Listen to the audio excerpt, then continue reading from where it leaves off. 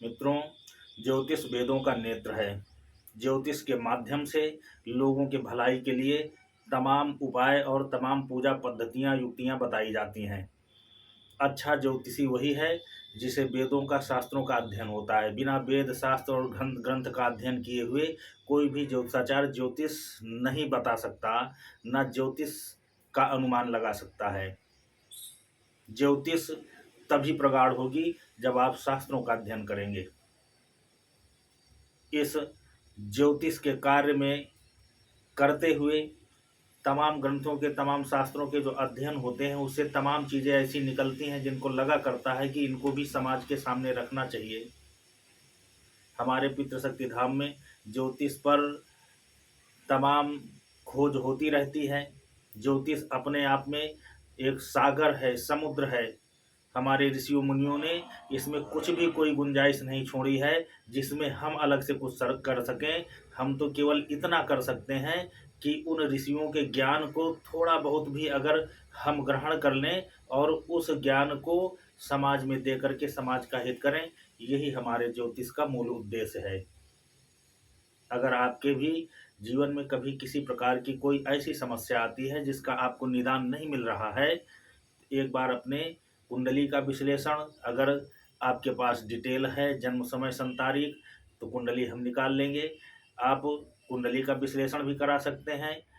उस कुंडली के माध्यम से आपके ग्रहों के अनुमान लगा करके आपको उचित उपाय बताए जाएंगे, जिनका आपको 100% लाभ मिलेगा ही मिलेगा। कोई किसी भी प्रकार का आडंबर नहीं है, किसी भी प्रकार का आपका कोई खर्चा नहीं लगता है। आप स्वयं अपने ग्रहों के शांति के लिए उपाय करें। अगर आप हमसे कुछ सहयोग या कुछ हमारे द्वारा बनाई हुई कुछ चीज़ों का उपयोग करना चाहते हैं तो उनके लागत खर्च केवल ही लिए जाते हैं। मित्रों, इसी ज्योतिष के अध्ययन करते हुए जो शास्त्रों से हमें तमाम ऐसी चीज़ें मिलती हैं जिन्हें पढ़ करके, जान करके लगता है कि इसे समाज को बताया जाए, दिया जाए, जिससे समाज को भी इसकी जानकारी हो, अच्छी चीज़ों की जानकारी समाज को हो। हमारा उद्देश्य ही केवल आपको ईश्वर से जोड़ना है। ज्योतिष के माध्यम से, शास्त्र के माध्यम से, ग्रंथ के माध्यम से, किसी भी प्रकार से आपका जो मन है, भाव है, वो ईश्वर से जोड़ना, यही हमारा कार्य है। आप जब ईश्वर से जुड़ते हैं तो आपको अपने जीवन के कष्टों का निवारण स्वयं ही मिल जाता है। आइए इसी क्रम में आपको एक महाभारत की अत्यंत महत्वपूर्ण कहानी आज बताते हैं, जो सत्य घटना है, वास्तविक घटना है। आज लोगों की स्मृतियों से विलुप्त हो गई है, लोग नहीं जान पाते हैं। ऐसी ऐसी जो दृष्टांत है हमारे शास्त्रों में, लोगों के पढ़ने से उनके मन में उतरता है, जानने से उनके भाव में उतरता है। लेकिन जब आप न जानेंगे न पढ़ेंगे तो आप कैसे, आपके मन और भाव शुद्ध होंगे, कैसे आपकी प्रीत भगवान पर बनेगी। आप इस कथा का श्रवण करें, आपको निश्चित ही लाभ मिलेगा, मन को शांति मिलेगी और जानकारी भी मिलेगी। मित्रों, जब महाभारत का युद्ध समाप्त हो गया तो पांडवों ने अश्वमेध यज्ञ किया। अश्वमेध यज्ञ का घोड़ा छोड़ा जाता है। अश्वमेध यज्ञ के घोड़े को अगर कोई अपने राज्य में पकड़ लेता है, बांध लेता है, तो उस राजा को उस अश्वमेध करने वाले राजा से युद्ध करना पड़ता है। अश्वमेध यज्ञ का घोड़ा जिस राज्य से निकलता चला जाता है, उस राज्य का राजा अपने आप उस यज्ञ करने वाले राजा की अधीनता स्वीकृत कर लेता है। पांडवों द्वारा छोड़ा गया घोड़ा निर्बाध रूप से आगे बढ़ता जा रहा था। सारे राजा युधिष्ठिर की अधीनता स्वीकार करते जा रहे थे। बढ़ते बढ़ते वह घोड़ा रतनपुर राज्य था, वहाँ पहुँचता है। रतनपुर राज्य के राजा मोरध्वज थे। मोरध्वज का पुत्र खेल रहा था। घोड़ा पास से गुजरा। बालक ने उस घोड़े को रोक लिया। उस बालक का नाम ताम्रध्वज था। अर्जुन की सेना उस घोड़े की सुरक्षा में पीछे पीछे चल रही थी। अर्जुन स्वयं थे। अर्जुन ने जब देखा कि बालक ने उस घोड़े को पकड़ लिया तो उनको लगा कि ये बाल बुद्धि के कारण बालक ने इस घोड़े को रोक लिया, इसको ज्ञान नहीं है कि ये घोड़ा क्यों और किस लिए छोड़ा गया है और किसका घोड़ा है। अर्जुन ने कहा, बालक यह युधिष्ठिर का घोड़ा है, यह सुमेध का घोड़ा है। अगर आप इस घोड़े को पकड़ोगे तो आपको हमसे युद्ध करना पड़ेगा, और इस घोड़े को आप छोड़ दो। यह आपके खेलने का विषय नहीं है, आपके खेलने के लिए घोड़ा नहीं छोड़ा गया है। बालक विवेकी था, अल्पकाल में ही सारी शास्त्र विद्याओं को सीख लिया था। उसने कहा कि अर्जुन, हमें पता है, हम क्षत्रिय पुत्र हैं, हमें भी युद्ध का ज्ञान है, लेकिन क्षत्रिय कभी किसी की अधीनता स्वीकार नहीं करता है। आप अगर इस घोड़े को पाना चाहते हो तो आप हमसे युद्ध करो, और युद्ध करके ही आप इस घोड़े को अब प्राप्त कर सकते हो। अर्जुन के लाख कहने पर भी बालक ताम्रध्वज घोड़ा नहीं छोड़ता है। अर्जुन को क्रोध आता है। अर्जुन ने कहा, अगर आपको यही स्वीकार है तो फिर आपको दंड मिलेगा। अर्जुन उस पर ऐसे बाण का प्रहार करते हैं जिससे बालक की मृत्यु न हो, लेकिन वह मूर्छित हो जाए। अर्जुन अपने बाण छोड़ते हैं, बालक उन बाणों को काटता है और अर्जुन पर वार करता है। अर्जुन मूर्छित हो जाते हैं। बालक घोड़ा लेकर के अपने राज्य में चला जाता है। राज्य में जब पहुंचता है तो उसके पिता मोरध्वज, माता विद्याधारणी उसका स्वागत करते हैं। सारी राज की जो राज्यसभा बैठी थी, सारे राज्यसभा के लोग उस बालक का स्वागत करते हैं। इधर अर्जुन की जब निद्रा मूर्छा खुलती है तो अर्जुन देखते हैं कि उनके पास में कृष्ण जी बैठे हैं। भगवान कृष्ण से हाथ जोड़ करके अर्जुन ने कहा कि भगवान, यह आपकी ही माया है, वरना आपकी बिना माया के अर्जुन को युद्ध में कोई परास्त नहीं कर सकता है। ये आखिर कैसा खेल है और ये क्यों हुआ? कृष्ण ने कहा, अर्जुन, तुमको लगता है कि तुमसे बड़ा भक्त कोई हमारा नहीं है, तुमसे ज़्यादा वीर कोई नहीं है, तुमसे बड़ा कोई दानी नहीं है। आज इसी तुम्हारे अहम को तोड़ने के लिए ये सारी लीला हो रही है। अपने से बड़ा वीर तो आपने देख ही लिया, वह घोड़ा लेकर के चला गया। अब अगर आप अपने से बड़ा दानी और अपने से बड़ा हमारा भक्त देखना चाहते हो तो अगर आपका मन है तो वो भी आपको दिखाई देते हैं। अर्जुन ने भगवान कृष्ण के हाथ जोड़ा कि भगवान, हम ऐसे आपके इतने बड़े भक्त का और दानी का दर्शन जरूर करना चाहते हैं। हम हमारा जीवन कृतार्थ हो जाएगा, आप उस भक्त के दर्शन कराओ। अर्जुन अर्जुन की बात सुन करके भगवान कृष्ण ने यमराज को याद किया। यमराज जी आते हैं, यमदेव सिंह का रूप धारण करते हैं।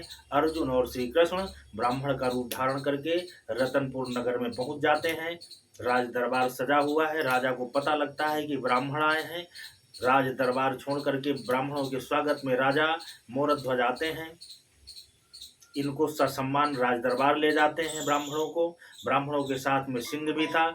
वहां पहुंच करके ब्राह्मणों ने कहा, राजा, हम लोग वन वन घूम रहे हैं, हम लोग तो अपनी इस भूख को कंदमूल फल खा करके मिटा लेते हैं, लेकिन हमारे सिंहराज ने कई दिनों से भोजन नहीं किया है और इनके भोजन का आप इंतजाम करिए। मोरध्वज कहते हैं कि महाराज, आपका सिंह क्या खाएगा, आप हमसे बताएं, हम उसके लिए व्यवस्था करेंगे। भगवान कृष्ण ने जो ब्राह्मण रूप धारण किए हुए थे, उन्होंने कहा कि हमारा सिंह मांसाहारी है। हम लोग तो सात्विक भोजन करते हैं, लेकिन हमारा सिंह मांसाहारी है, इसके लिए मांस की व्यवस्था होनी चाहिए। मोरध्वज ने कहा कि भगवान, हमारी यह देह आपके सिंह के सामने उपस्थित है, आप अपने सिंह से कहिए कि वो हमारा ग्रास बना ले, हमको खा ले। भगवान कृष्ण क्रोधित होते हैं और मोरध्वज से कहते हैं कि मूर्ख, अगर तुम जैसे लोगों का ही इसको भक्षण करना होता तो इस पृथ्वी पर अनेकों लोग हैं, अब तक अपनी तृष्णा मिटा लेता, अब तक उनको अपना भोज बना लेता, लेकिन ये ऐसा भोजन नहीं करता है, इसके लिए विशेष भोजन की जरूरत है। मोरध्वज ने कहा कि भगवान, वो विशेष भोजन कौन सा है, वो भी आप बता दीजिए। अर्जुन ने कहा कि तुम अपने एकलौते पुत्र ताम्रध्वज के सिर पर आरा रख करके पति पत्नी सहित उसको बीच से चीरो, और उसको चीरने के बाद फिर हमारा सिंह उसका ग्रास बनाएगा, उसको खाएगा। भगवान कृष्ण की यह बात सुन करके मोरध्वज बिल्कुल विचलित हो जाते हैं। फिर अपने आप को स्थिर करके वह अपने पत्नी से पूछते हैं। पत्नी भी मोरध्वज की परम भक्त है, पतिव्रता है। पत्नी पुत्र से पूछती है। पति पत्नी दोनों तैयार हो जाते हैं। पुत्र भी मातृ पितृ भक्त है, पत्नी भी पति भक्त है, पूरा परिवार ही नारायण का भक्त है। और आज ब्राह्मण के रूप में भगवान कृष्ण और अर्जुन और भगवान यम जो सिंह के रूप में है, उनके दरवाजे पर खड़े होकर के उनके परीक्षा ले रहे हैं। मोरध्वज को पता नहीं है, लेकिन मोरध्वज दानशील हैं, उदार हैं, ईश्वर भक्त हैं। उन्होंने अपने पुत्र और पत्नी को भी राजी कर लिया इस कार्य के लिए। पति और पत्नी दोनों ताम्रध्वज को आरे से बीच से चीर देते हैं, लेकिन उस पर भगवान कृष्ण की एक शर्त और थी कि ये सब करते हुए, पुत्र को चीरते हुए आपके आंखों में आंसू नहीं आना चाहिए। पति पत्नी दोनों अपने पुत्र को आरे से चीर देते हैं। चीरने के बाद जब उसके शरीर को सिंह के पास रखा जाता है, तो सिंह पुत्र का दायां अंग खा लेता है और बायां अंग नहीं खाता है। पत्नी के आंख से आंस निकल आता है। कृष्ण ने कहा कि हमारी शर्त के अनुसार आपकी आंख से आंस नहीं निकलने चाहिए, यह अश्रु कैसे निकल आया? पत्नी ने कहा, भगवान यह अश्रु इसलिए नहीं निकला कि हमारा पुत्र आरे से चीरा गया या मृत्यु को प्राप्त हुआ, यह तो केवल इसलिए निकला है कि हमारा पुत्र इतना मातृ पितृ भक्त होते हुए भी अपने शरीर को त्याग दिया, उसका दायां अंग सिंह ने खा लिया और बायां अंग क्यों नहीं खाया? केवल इस दुख की वजह से हमारे आंख से अश्रु निकल आया। यह सब देख करके अर्जुन बिल्कुल बेहोशी मूर्छिता अवस्था के जैसे उनकी गति हो गई। उन्हें समझ में नहीं आ रहा है कि ये क्या हो रहा है। अर्जुन देख रहे हैं अचंभित होकर के। आरे से पुत्र चीरा गया, उसका दायां अंग सिंह ने खा लिया। इसके बाद भगवान कृष्ण ने कहा कि अब हमारे लिए और हमारे साथ जो हमारे शिष्य हैं, इनके लिए सात्विक भोजन का इंतजाम करो। जो ब्राह्मण रूपधारी अर्जुन और कृष्ण थे, उनके लिए सात्विक भोजन का इंतजाम किया जाता है। रानी भोजन बनाती है, भोजन परोसा जाता है। अब ब्राह्मण रूपधारी अर्जुन और कृष्ण जब भोजन के लिए बैठते हैं, तो वहाँ पर पति और पत्नी को भी कहा जाता है कि आप भी हमारे साथ भोजन करो। जब वो लोग भी बैठ जाते हैं, तो भगवान कृष्ण कहते हैं, अब आप अपने पुत्र को भी बुलाओ, वो भी हमारे साथ भोजन करेगा। पत्नी हाथ जोड़ करके कहती है कि महाराज, ये कौन सी आपकी लीला है? आप क्या चाहते हो? आपने ही उस पुत्र को मृत्यु के गोद में भेज दिया, आपके सिंह ने उसका अंग खा लिया, हमारा पुत्र अब जीवित कहाँ है, वो कैसे आएगा? इस पे हमको इतना बाध्य क्यों कर रहे हो? हम कैसे? ये हमारे बस की बात नहीं है। जो हमारे बस में था वो हमने सब कुछ कर दिया। अब मृत्यु को प्राप्त हो गया पुत्र, उसको हम भोजन में कैसे आमंत्रित करें? भगवान कृष्ण कहते हैं कि तब हम भोजन नहीं करेंगे, आप अपने पुत्र को आवाज दो और वो पुत्र आए हमारे साथ, वो भोजन करेगा, आप हमारे साथ भोजन करोगी, आपके पति हमारे साथ भोजन करेंगे, हम सब एक साथ भोजन करेंगे। तब ही तुम्हारा यह दान स्वीकार होगा, तभी ये तुम्हारा कार्य ईश्वर को स्वीकार, हमको स्वीकार होगा। ताम्रध्वज को नहीं पता है कि ये कौन है। ताम्रध्वज उनके कहने से पति और पत्नी दोनों अपने पुत्र को आवाज देते हैं, बेटा ताम्रध्वज आ जाओ, देखो अतिथि तुम्हारे बिना भोजन नहीं कर रहे हैं। बेटा ताम्रध्वज आओ, भोजन करो आकर के, अतिथि तुम्हारे बिन भोजन नहीं कर रहे हैं। पिता की ये आवाज़ सुन करके ताम्रध्वज भीतर से आवाज़ देता है कि पिताजी हम आ रहे हैं। ताम्रध्वज आ जाता है, माता और पिता के पास ही बैठ जाता है और साथ में भोजन करता है। यह लीला देख करके ताम्रध्वज और ताम्रध्वज की पत्नी विद्याधारिणी अचंभित रह जाती हैं और वो हाथ जोड़ करके खड़ी हो जाती हैं कि भगवान आप कौन हो? इतनी कठिन परीक्षा हमारी किस लिए लिया? भगवान कृष्ण ने अपना विराट स्वरूप दिखाया।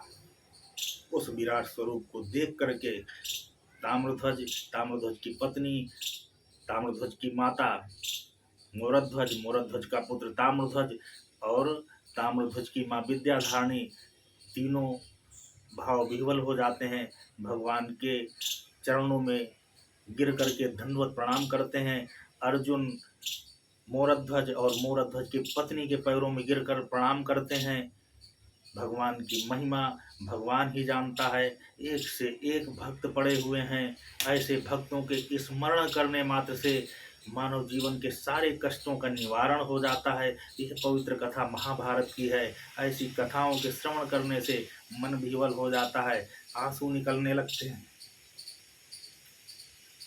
ऐसी कथाओं को कहने और बताने में आप ऐसे ग्रंथों को पढ़िए, ऐसी कथाओं को सुनिए, आपके मन के पाप मिट जाएंगे, आपके भाव शुद्ध हो जाएंगे, आप ईश्वर से जुड़ेंगे। ईश्वर से जुड़ेंगे, आपके सारे कष्टों का निवारण होगा। जय माता रानी, जय श्री कृष्ण, जय श्री नारायण।